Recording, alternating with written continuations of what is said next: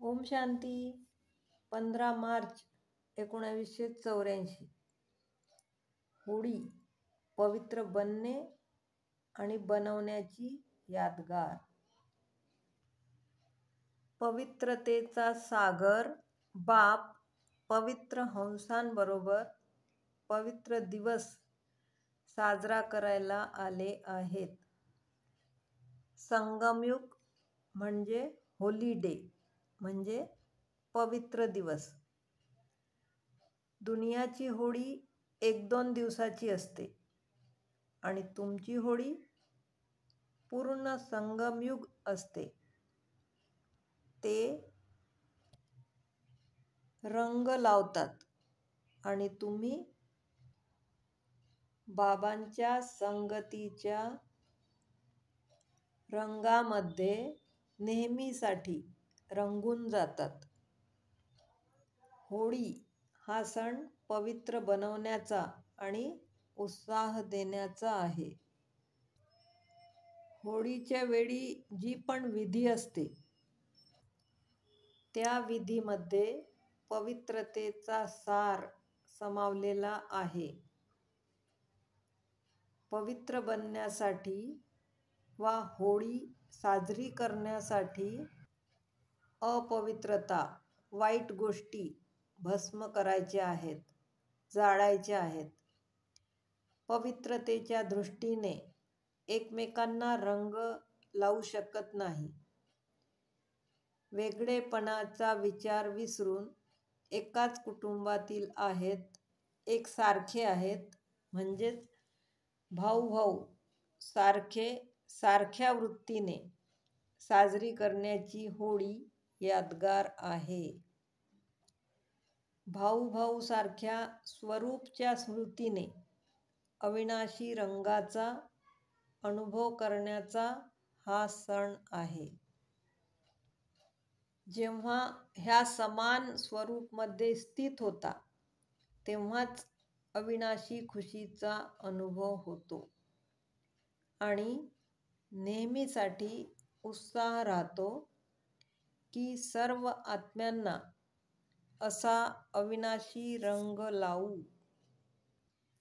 तुमच्या दिव्य बुद्धिरूपी पिचकारीमध्ये अविनाशी रंग भरलेला आहे. ते होळी साजरी करतात आणि तुम्ही होली म्हणजे पवित्र बनवता. सगळे दिवस पवित्र दिवस बनून जातात. ते अल्पकाळाच्या आनंदासाठी होळी साजरी करतात,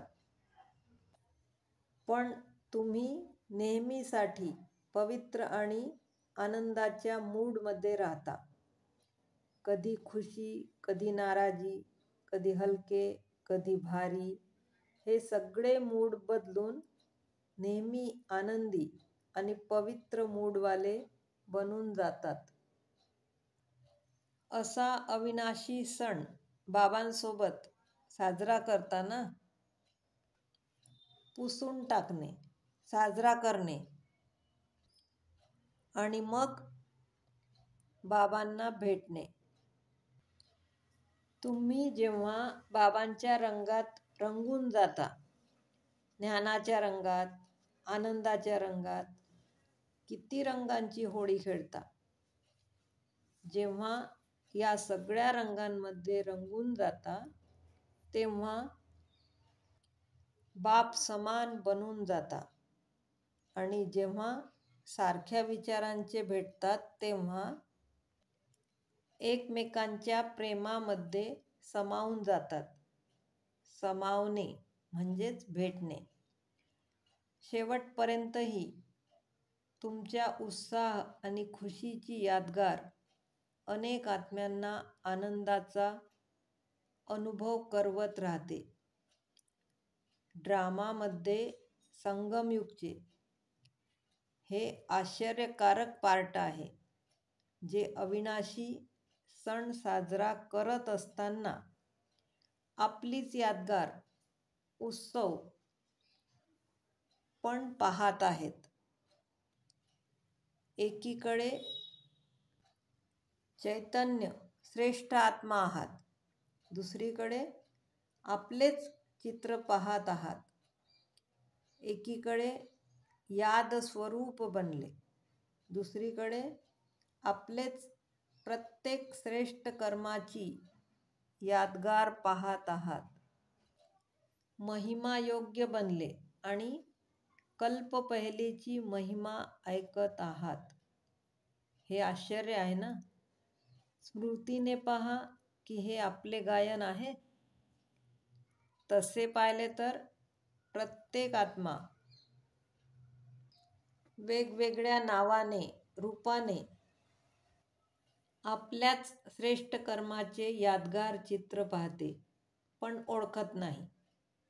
आता गांधीजी पण वेगळ्या नावारूपाने आपला सिनेमा पाहत असेल ना, पण ओळखत नाही. तुम्ही समजून आपले चित्र पाहता. हे आपले उत्साहाने भरलेले दिवसांचे यादगार सणाच्या रूपाने साजरे करतात. हे ज्ञान तुम्हाला समजले आहे.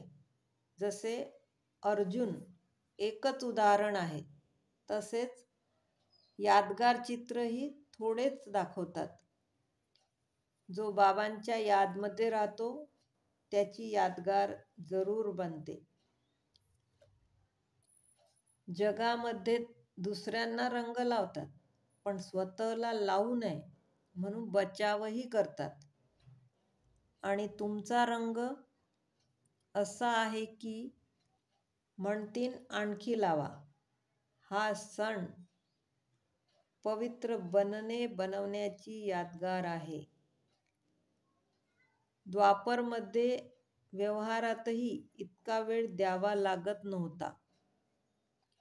लोकांची संख्या पण आजच्या हिशोबाने खूपच कमी होती. संपत्ती पण रजोप्रधान होती, स्थिती पण रजोप्रधान होती. म्हणून काही काम म्हणून कथा, गोष्टी, कीर्तन ह्या साधनांचा वापर सुरू झाला. तुम्हाला वेळ असला तर तुम्ही सेवा करता, नाहीतर बाबांची आठवण करता. त्यावेळेस प्रार्थना करत होते, नाहीतर कथा कीर्तन करत होते. बापदादा म्हणतात, नेहमी खुश रहा, हलके रहा, कधी मूड ऑफ करू नका. बापदादाच्या घरातील तुम्ही शृंगार आहात. तुम्ही आले की मधुबनची रौनक येते. जिथे पाहाल तिथे फरिश्ते दिसतात. ज्ञानाच्या रंगात रंगलेले, नेहमी बाबांसोबत राहणारे, बाप समान संपन्न बनून इतरांनाही अविनाशी रंगात रंगणारे, नेहमी पवित्र दिवस साजरा करणारे, पवित्र हंस आत्म्यांना बापदादांची नेहमी आनंदी आणि पवित्र राहण्याची मुबारक आहे. नेहमी स्वतःला संपन्न बनवा, उमंग उत्साहामध्ये राहा. ओम शांती.